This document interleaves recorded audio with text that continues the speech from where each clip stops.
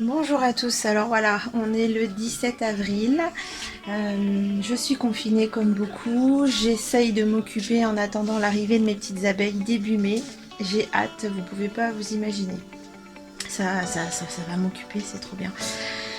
Donc en attendant, j'ai préparé mes petites caisses à outils, puisque mon rucher ne sera pas chez moi.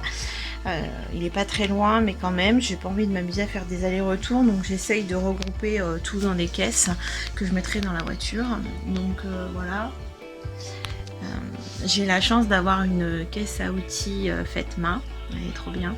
Donc à l'intérieur, j'ai mis des boîtes en plastique, des pots en verre, du scotch, un cutter, un couteau, du fil de fer, les briquets, marteaux, mètres, papier, enfin tout plein de choses qui pourraient éventuellement me servir sur place. Voilà, j'ai aussi un petit support pour poser mes cadres. Bien sûr, il y aura l'enfumoir. Je vous ferai une petite vidéo plus tard sur mes aventures avec l'enfumoir. J'ai aussi préparé une caisse là, voilà, nettoyage. Voilà, je préparerai un jerrycan d'eau que je ferai suivre aussi. Et donc je vais aussi travailler avec moi ma caisse à enfumoir. J'ai mis des petites choses à l'intérieur, je vous referai une petite vidéo pour vous expliquer et éventuellement vous me direz ce que vous en pensez. Voilà, à plus tard. Alors, concernant l'enfumoir, donc j'ai un enfumoir normal. Bien sûr, comme avec le confinement, ma formation a été annulée, je n'ai pas du coup eu accès à la formation pour apprendre à allumer un enfumoir. Je me suis dit, il faudrait peut-être quand même que tu t'entraînes, hein, parce que quand ça va être le moment, ça va être compliqué.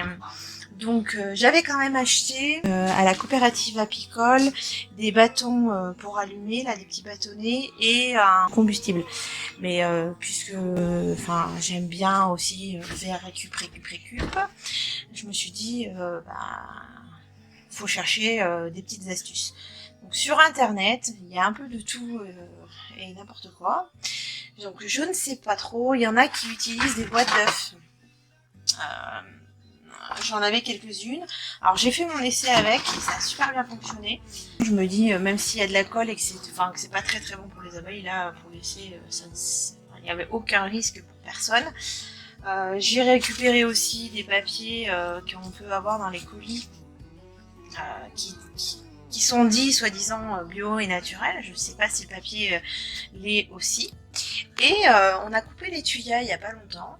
Et du coup, j'avais plein de petites brindilles mortes sous les arbres. Donc je les ai récupérées aussi.